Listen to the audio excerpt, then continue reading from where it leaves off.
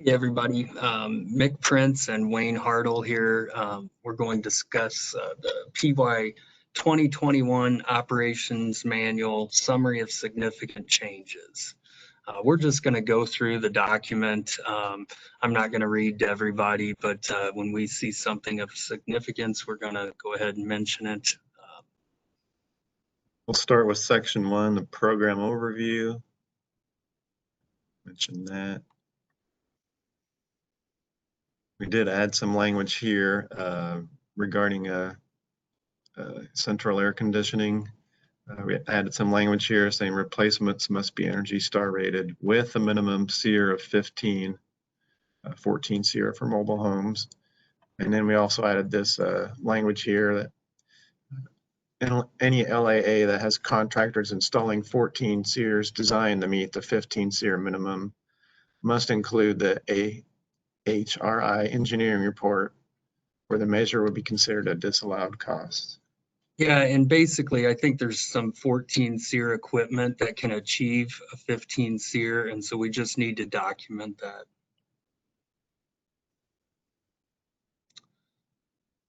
Here we just added some language clarifying that all window units being replaced by a central AC would have to be removed from the premises and taken to a recycling facility. With that one, Wayne, sorry. With that one, I think we still require the recycling, all of the documentation and everything associated with the recycling of that unit. Here under replacement of refrigerators, we added some language to clarify that existing refrigerators must be 14 cubic feet or larger to be eligible for replacement. So we won't be doing replacement of like dorm room refrigerators. Yeah, and I think the reason for this change, or one of the reasons, is that many of the smaller refrigerators, they don't use very much energy in the first place, and they don't make ENERGY STAR models to replace. So.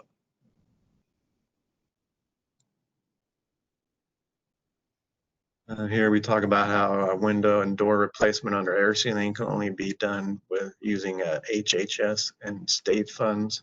And DOE came out with a new ruling last year, was it? Yeah. Allow DOE funds for air sealing for a window and door replacement. Yeah, the last time DOE was here, they really liked our policy on having the CFM requirement to replace them under air sealing, and then the next thing you know, they put out guidance saying that you can only replace a window or door with a positive SIR. So we had to make a change there.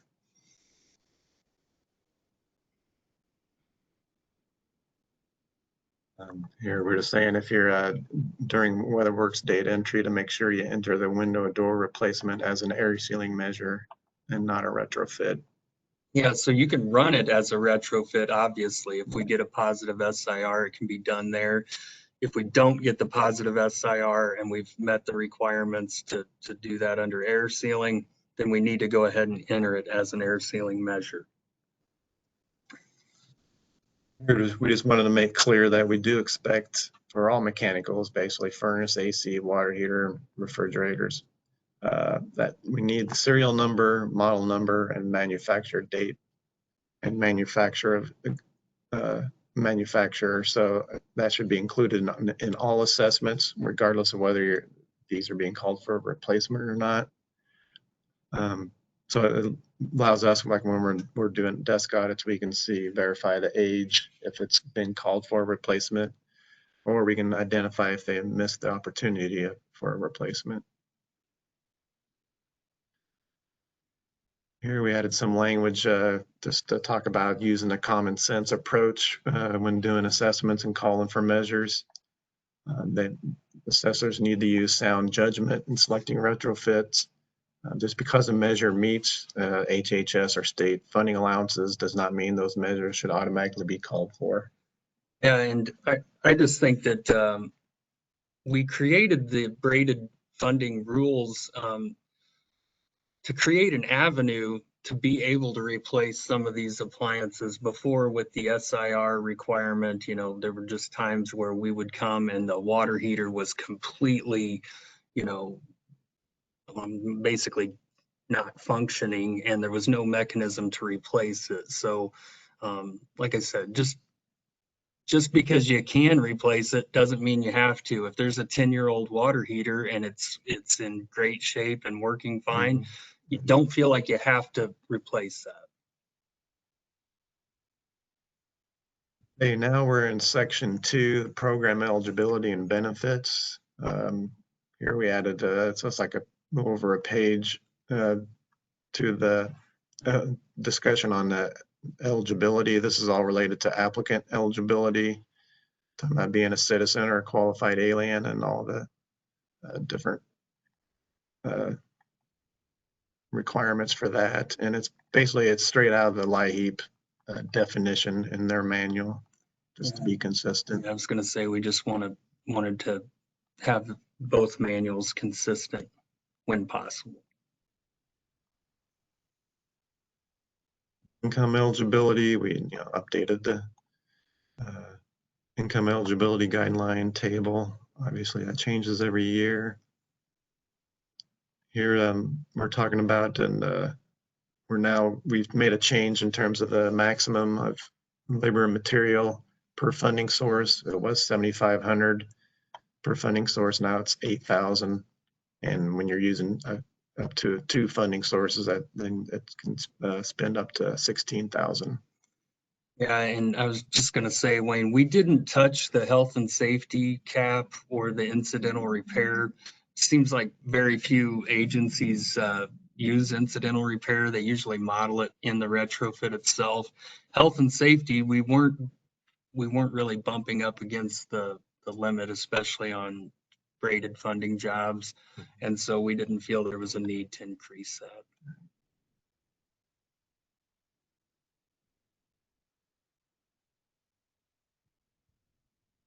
Here's one, just very minor change, but non-stationary campers, trailers, and sheds that do not have a mailing address are not eligible. This came up at one agency during the last year that we saw it looked like it was a shed converted to living quarters, and it did not have an address. It was next to a mobile home, so the address was associated with the mobile home, not the shed. Yeah, and in that instance, we didn't even weatherize the mobile home itself. Mm-hmm. We did all of the weatherization measures on a storage shed, and so we felt like we needed to clarify that.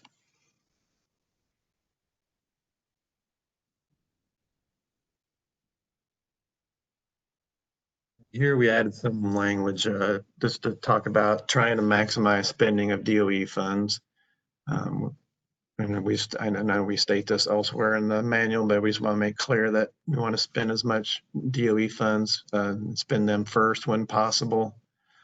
Given that DOE funds are the most difficult to spend, and we've noticed in the last few years, I mean, this year obviously there's going to be a lot of carryover because of COVID-19, but even the previous years we'd had significant carryover of DOE funds. So we just thought it was important, and we did some analysis to look at what kind of spending we're doing in terms of measures with an SI of 1 or greater. I looked at the all PY 2019 measure spending and found that of all material and labor costs associated with measures with an SIR of 1 or greater, only 39% of the cost was paid using DOE funds. Yeah, you can see how that would lend itself to having carryover. If we're not, these are the hardest funds to spend. Everybody will agree on that. We've only got 12 months versus 15 or 16 with the other 2 grants. And so we really need to focus on DOE at the start of the year and use the funds when we can. Another thing, Wayne, the changes we made in WeatherWorks will auto-populate DOE for measures as far as cost reporting goes. And so that's another tool that can help folks utilize DOE funding. It's not just looking at retrofits, but also trying health and safety measures too, trying to use DOE's funds as much there as you can. And that's also auto-populated in the SIR screen. Point of clarity on health and safety for DOE. and I hope it's represented in the manual. If not, we can make an addition. But if you're using DOE health and safety funds, you have to have retrofits associated with that job that are also DOE. They don't want you just using DOE health and safety money on a project and none of their efficiency money, I guess, so to speak. So anyway, there it is. You got it. Glad I said something. All right, desk auditing. Added some language here just to clarify that in-house agency reviews should be completed by the weatherization coordinator or an assessor or final inspector other than the assessor who performed the assessment. It's kind of a mouthful to say. So yeah, we just want to make sure there's separation of on the review there. We also wanted to clarify in terms of what should be included when you submit desk audits to your weatherization techs for pre-approval at the beginning of each program year. Here we've laid out the 4 items that should be submitted: the completed desk audit form, obviously, the SIR report, footprint map of the home, and the manual J, and if you're requesting a heating or cooling system. This too, back to the WeatherWorks changes. We feel like those changes are going to help everybody a lot as far as their desk audits and making sure you're within the allowable budgets, retrofit selection, and they should help the weatherization specialists in their review of the projects as well, just making sure that everybody's under budget and the projects are good to go. Yeah. So I added a sentence here just to make clear to everyone that the desk audit pre-approval requirement, having the weather techs pre-approved begins at July 1 for all new PY21 jobs, including any of those jobs that have HHS or state carryover funding. Yeah, last year, I think we had a few agencies misinterpret that, and they thought because the jobs were carryover into PY21 that they didn't need to submit desk audits. That's not the case.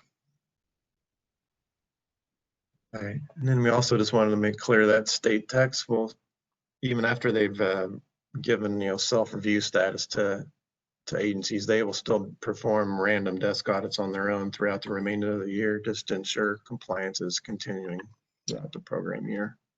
Yeah, and we had some agencies that received self-review status, but they continued to send their desk audits to their tech every job just because they liked that safeguard of having the tech look at it.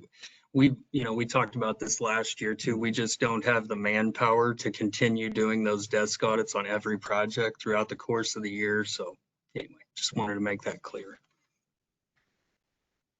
All right, average weatherization costs. For some reason, this little paragraph went missing like 3 or 4 years ago.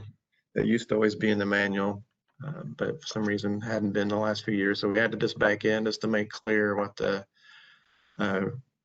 requirement is from DOE in terms of the average weatherization cost per unit. For this year, the average material labor cost, this includes retrofits, air sealing, and incidental repairs, may not exceed $5,680.74 per unit. And that goes up, changes every year. So we'll update each year and keep this paragraph in the manual. And then we also do mention that the average health and safety cost per unit for DOE requirement is $1,202. Again, the changes in WeatherWorks should help everybody be able to stay on top of this. Every single time you're in the SIR screen, you're going to be reminded exactly what your site average is and your health and safety average. Was it on the screenshot? This section, overall project SIR requirement, I think this used to be called whole house SIR. We've kind of changed that to line up with how we've worded it in the update to the SIR screen. All of this was addressed in the other webinar going over the changes to WeatherWorks. But here's main point here is that a project SIR has to be 1 or greater. Yeah, and I've told this story before, but we sat in on an HHS webinar that was dealing with weatherization, and they kept saying over and over that they wanted to do cost-effective weatherization, but you don't have to have an SIR of 1.0 or greater on a measure. And then the next sentence they'd say, but we want it to be cost effective. So, Wayne and I were just trying to figure out how can we, have the flexibility of the braided funding and still show cost effectiveness. We thought that the 1.0 whole house or overall project SIR was the best approach. And so that's what we've done for PY21. We've done a tremendous amount of testing and have struggled to find a job that went below 1.0, even with the added measures that we've selected, air conditioning, water heater, whatever it may be. Doesn't happen that often. Right. All right, and now we're significant change to the buy down options paragraph. Basically, it's down to one sentence. Buy downs are no longer an option in single family homes for increasing the SIR measures to 1. And DOE had kind of conflicting policy on this. One of their WPNs said it was only allowed in multifamily. Another kind of reference that it could be done in single family. They came out and clarified that a while back that you cannot use DOE funding on a buy down in a single family scenario. And so we just, we felt like with the braided funding that it wasn't really necessary anymore. And again, we've said this from the start, we didn't want to turn the buy down into a window and door sales program. And so anyway, we've just done away with the buy down for single family. An option for multifamily, and we'll talk about that later. Let's see if we need to get here. Okay, we're under discussion on joint funded projects. And we added some language here. If it is determined that an LAA does not follow joint IHWAP utility funding rules, IHWAP may prohibit the LAA from conducting joint funded projects. I mean, we've had instances where agencies did not follow the guidance. They didn't create catalogs for their utility projects. Maybe the pricing that was in the utility catalog was not split at 50%. There's been several instances. Additionally, agencies on the fiscal side maybe weren't allocating staff time and resources to the utility at all. And so, we just, if we're going to continue this partnership, we've got to do it in accordance with OCA policy.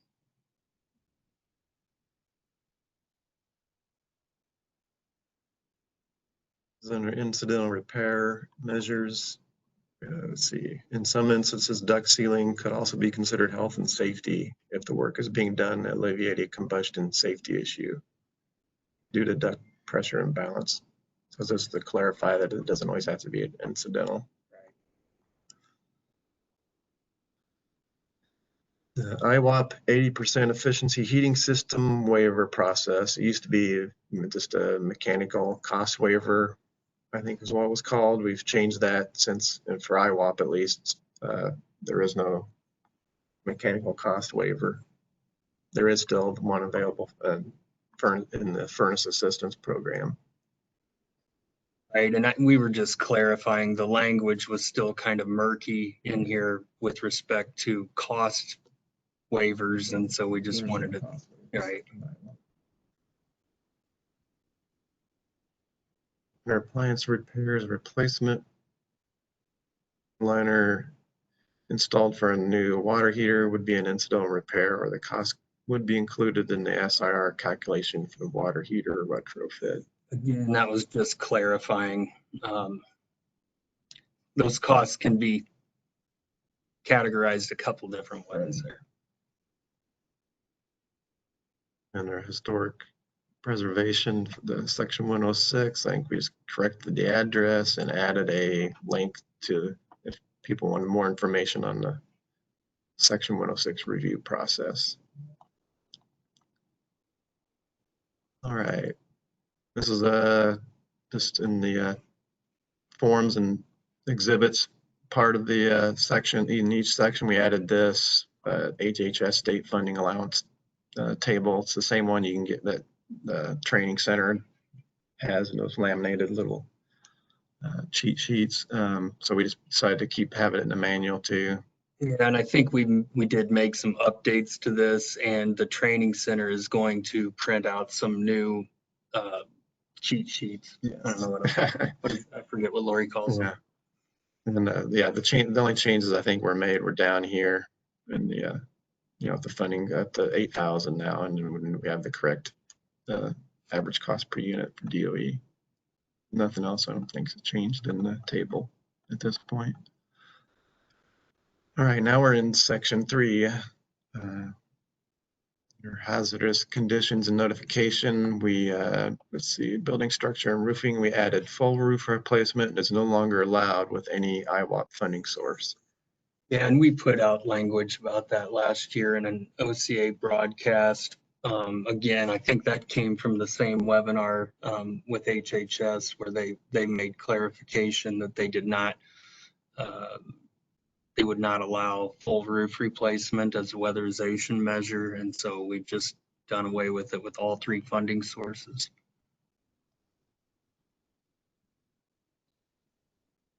Okay, I think this one of the forms in this section, it's the IHWAP application and health and safety intake questionnaire. And I think we just added a couple of questions here related to that.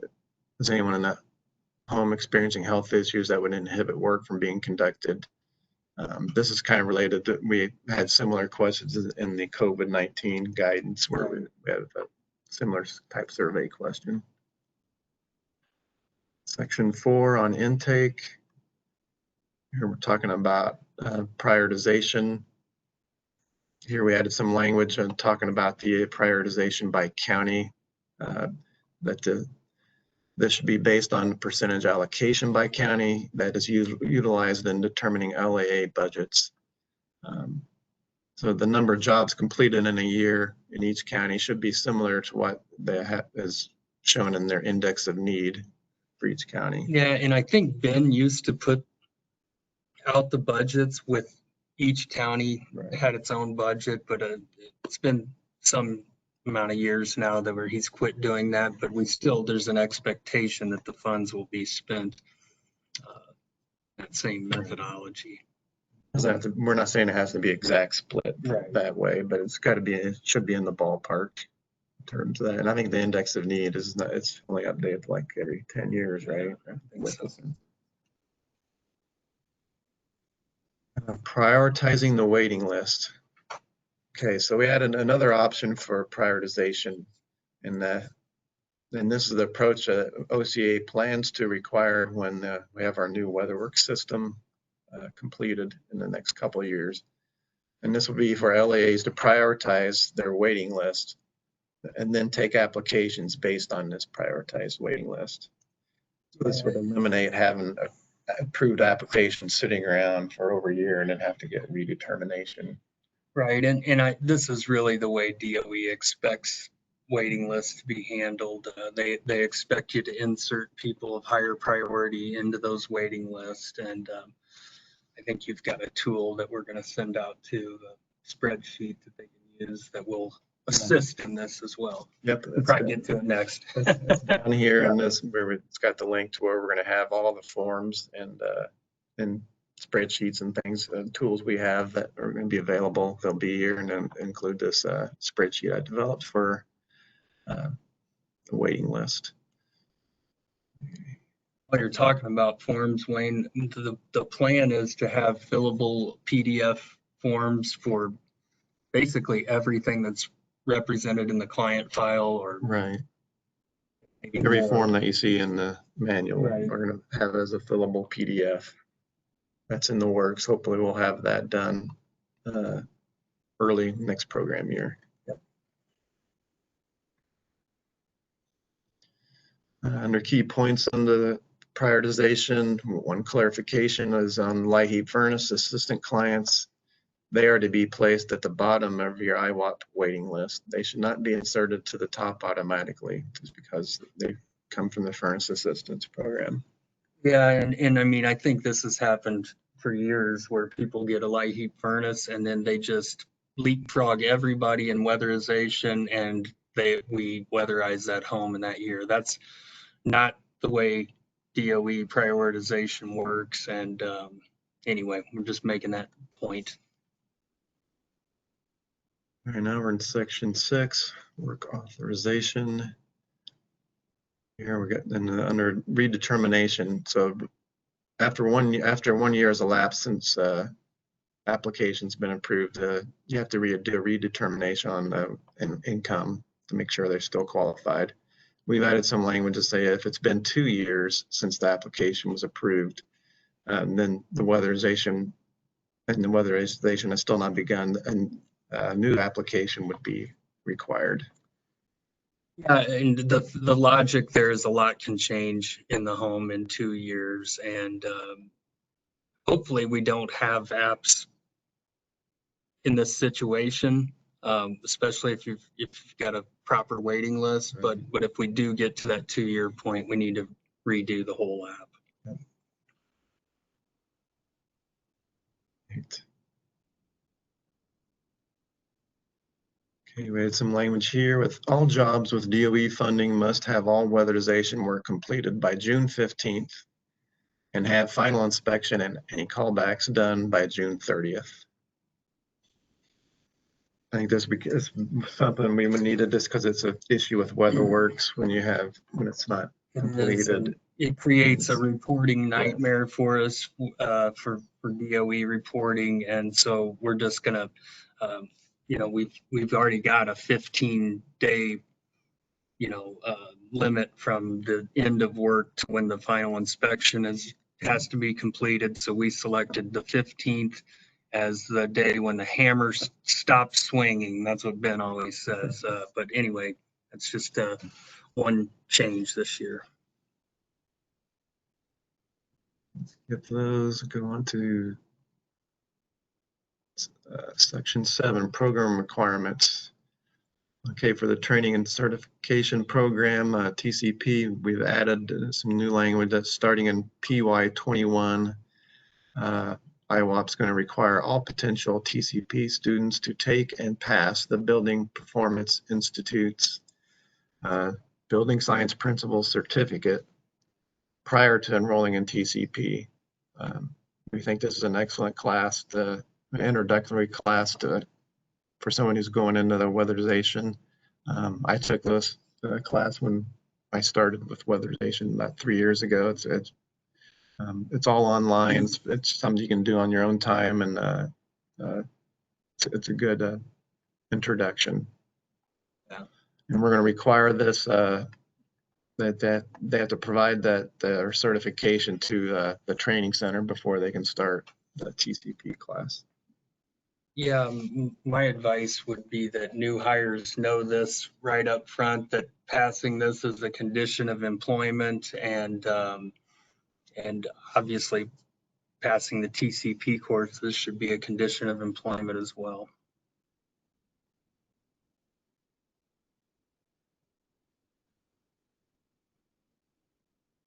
Don't spend any time here. This is just on procurement monitoring. We just made some clarifying language that occurs during programmatic monitoring. It includes a review of market analysis, advertising plan, procurement approach, so on. One point, Wayne, there on the quality assurance monitoring process. We used to call it quality control. We kind of stepped back and thought, you guys are doing quality control monitoring. That's what your final inspection is. Our monitoring with the weatherization specialist, that's really quality assurance. What we would like to see in any corrective action required in a letter is not only how you fix the job, but how you corrected your process. And so we might be making some changes in our letters and such this Let year. me talk about that right here. There you go.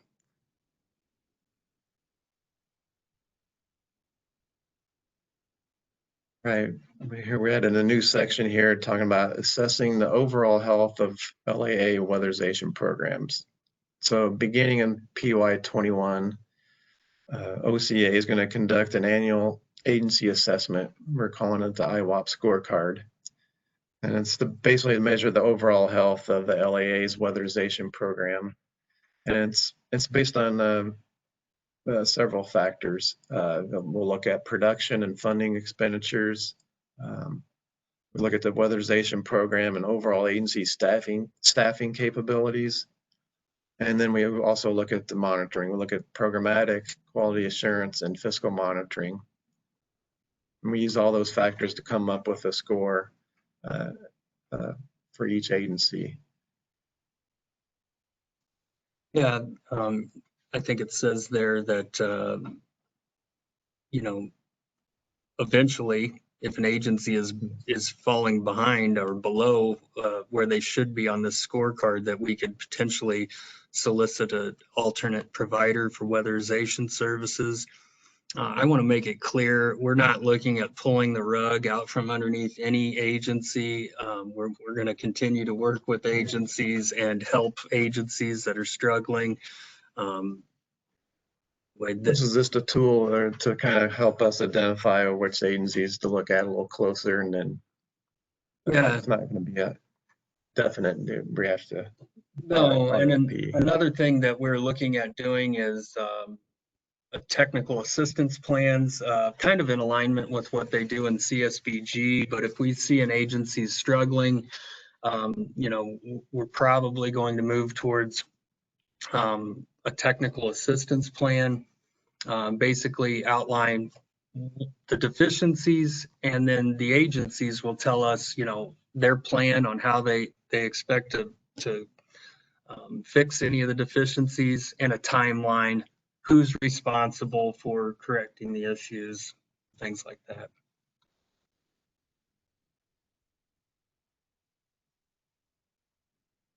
See, under general IHWAP requirements, we just added some language that all refrigerators, freezers, and air conditioning units that are replaced must be removed from the home and properly disposed of.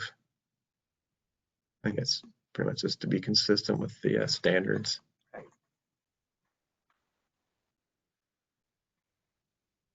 Another clarification, all plumbing work must be completed by a licensed plumber. Again, we're not doing full replacement of roofs. Yeah, back to the plumbing, that's not a IHWAP rule, that's really a law in Illinois. Yeah.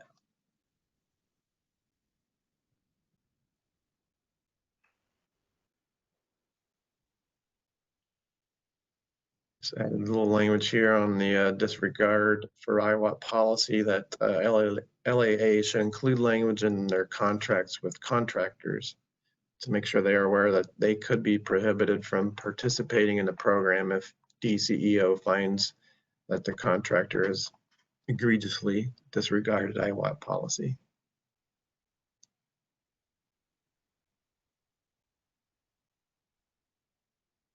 Refrigerator freezer replacement.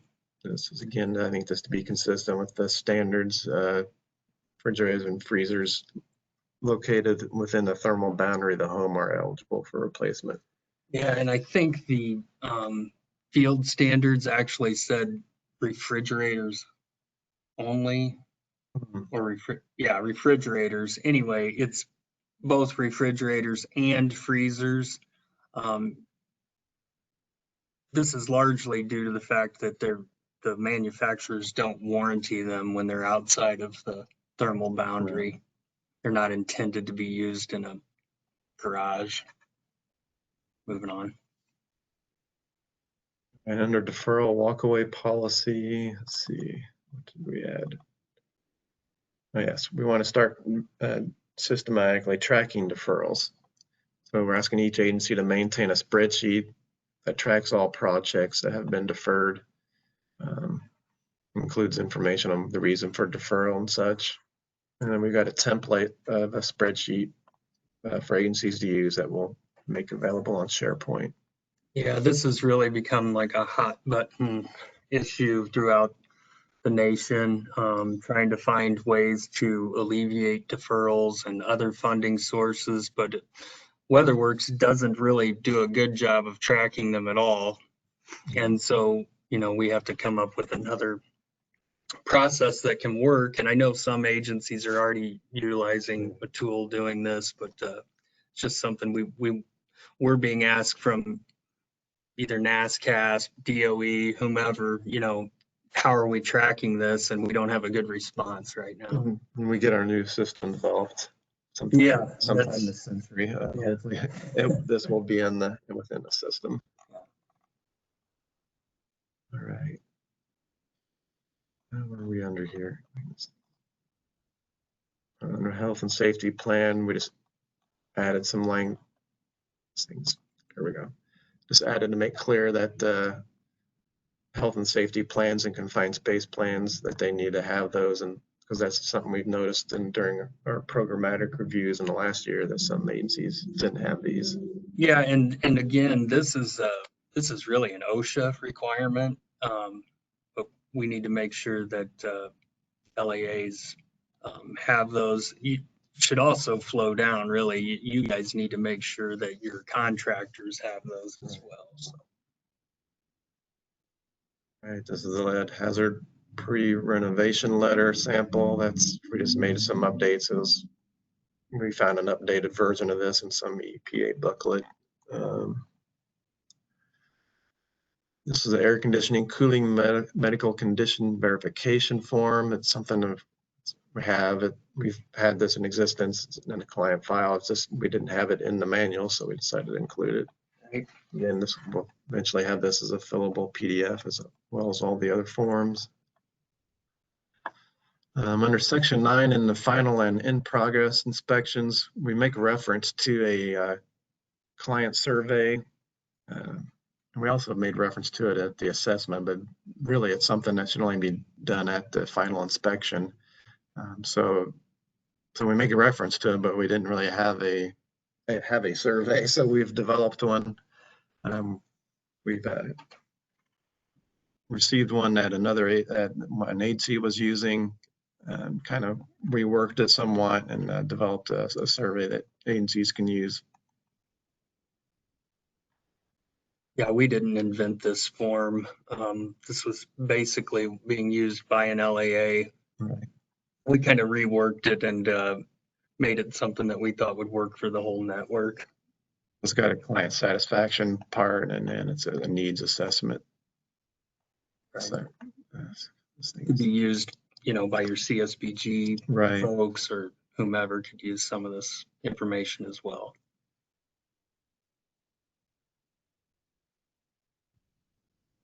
We're always looking out for Adrian and the folks at CSBG.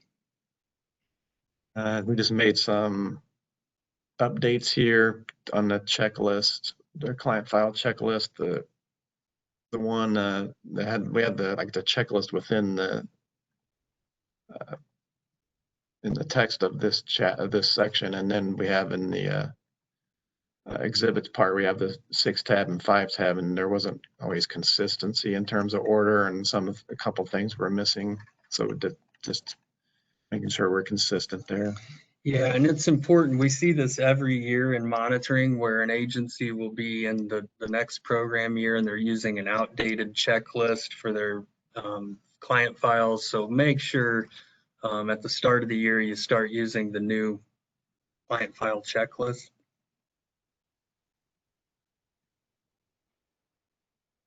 Doesn't look like there's too many updates. Yeah. All right, this is similar to what we have in the single family. Is we have the overall project SAR has for a multifamily building has to have an SIR of 1 or greater. In terms of meeting that project, and this probably occurs a little more often in the multifamily, where there's some that are below 1 or near it. So if the project SIR is below 1, there's basically 3 options for moving forward. They can remove measures from the project, starting with the measures with the lowest SIR. They can negotiate with the contractor to adjust the original project costs, adjust them enough to get the overall SIR to 1, or they can have the building owner make a contribution of funds so that the SIR of 1 can be 1 or greater. And this is just the multifamily retrofit buy down waiver form. It's a similar form we used to have for both single family and multi-family. Now it's just for multifamily. It's not scrolling. All right. Section 14, fiscal procedures. So let's see, we did some under the deobligation of grant funds as a result of insufficient production. This was new last year. We've made some tweaks to it this year just to be more clear. We're going to be reviewing the levels and production and the budget expenditures. And if there's no closed jobs in WeatherWorks or current program year budget expenditures are 0, the department may deobligate up to 50% of the local agencies, DOE, HHS, and state grant funds. So in like this year, we had some agencies that had, they had some production during the first 6 months, but it was only using HHS and state carryover funding. It wasn't using any new funding. So we wanted to add some language. We expect current year funding to be spent by January 1. Again, this is a 12-month program. Historically, we've had a majority of the funds being spent in the 4th quarter. Well, it just doesn't give us a lot of confidence here when we see agencies with very, very little production in the first half of the year. And oftentimes that results in tremendous amount of carryover because those agencies don't get the funding spent. The idea is that we'll be able to pull some funding back from agencies that are, not getting any production done, and we'll be able to allocate it in that program year through a mod to an agency that is, maybe ahead of schedule. We just can't keep carrying over so much funding from year to year. Right. And then our fiscal staff made some significant changes on the discussion on equipment. So in terms of equipment acquisition, all equipment purchases of $5,000 or greater require prior written approval from OCA. That used to be 1,000, correct?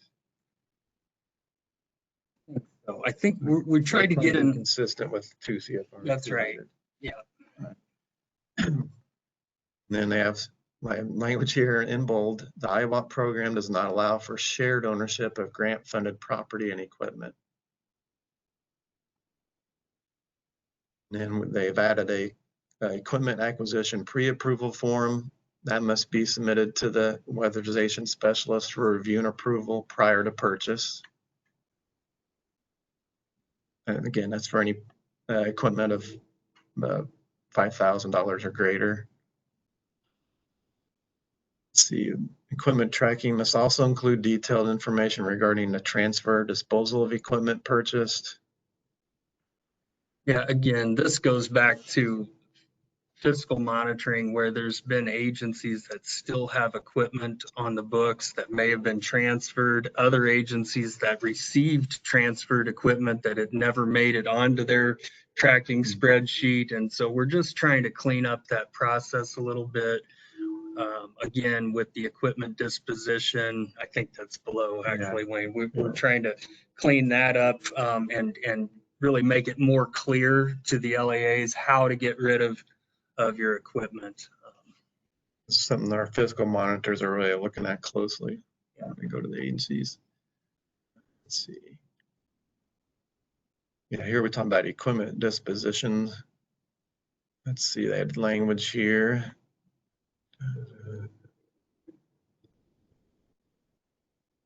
So according to federal regs, items of equipment with a current market value of $5,000 or less may be retained, sold, or otherwise disposed of with no further obligation.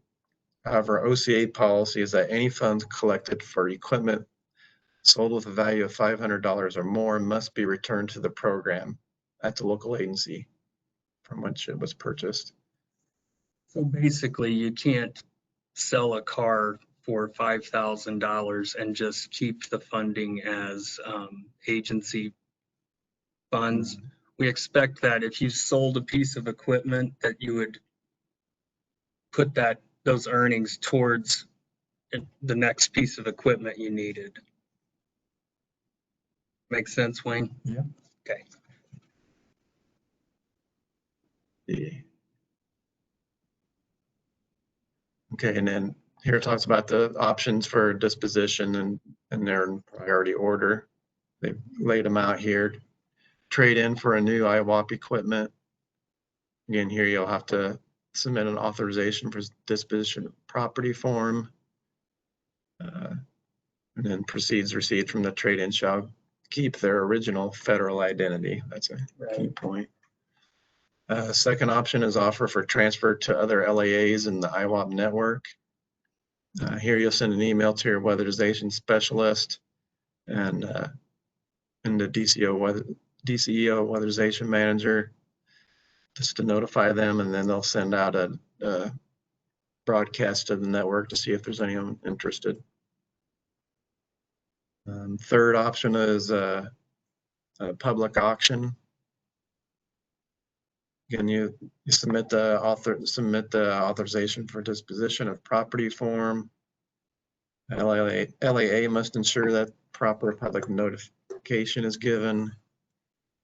Yeah, we want to make sure that if we are selling something on an auction site or something, that it's properly advertised, and we'll be taking a look at that for sure. You notice that public auction is really the only way to sell, quote unquote, a piece of equipment. We just thought that was a fair way to do it, and definitely more competition than perhaps just selling a piece of equipment or something outright. All proceeds from the auction are to be used for replacement equipment or to offset future IHWAP expenses. Fourth option being scrap. That's obviously the option the fourth of the option available. Let's see. It should only be scrapped when the residual value of the equipment is less than what the estimated value would be for trade-in or auction. So if you've got a car sitting around that's been in your parking lot for 20 years and it's got trees growing up through it, it might be the right avenue at that point. And we've seen some of them. Right. And I feel like we saw that because our language wasn't clear enough on how to dispose of the equipment. And so here we are. Then some language on equipment tracking. See, Department fiscal staff and periodic reviews will analyze agency equipment listings and actual equipment purchased, and they'll be doing verification of tag numbers and serial numbers and so on. I don't know if there's anything else to say there. No, I mean, it's just, again, we're going to be looking at that in the fiscal monitoring. The state agency contracting operating policies. And recording weatherization jobs to the general ledger. Let's see, recording of weatherization work completed within the LAA's assigned territory must originate in the weatherization fund. The LAA cannot submit invoices from their ECUs to the weatherization fund for reimbursement. We're just talking to a select few agencies right now. Right. If you've got questions, we can set up a call with Ben and have a discussion. Yep.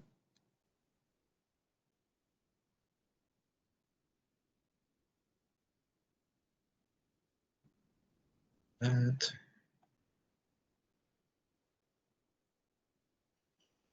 Okay, now here this is the equipment acquisition pre-approval form. Used this to be a approval form, so now there's a pre-approval, which requires agency and OCA signature. And then there's also an approval or a final approval form that also must be submitted. Here it is, the equipment acquisition reporting form. That's the form they submit after they've made the purchase. Also a new form. That's it. Yep, that is it. Guys, we plan on having a webinar over the next couple weeks. We're going to let you guys digest all of this information, watch the virtual conference, that's air quotes there. But anyway, take notes. Feel free to send us questions in advance for that live webinar. But yeah, shortly we'll be sending out notification on when we're going to have a live webinar to discuss all the things you've seen here today. Thank you. Talk to you all soon. Stay safe.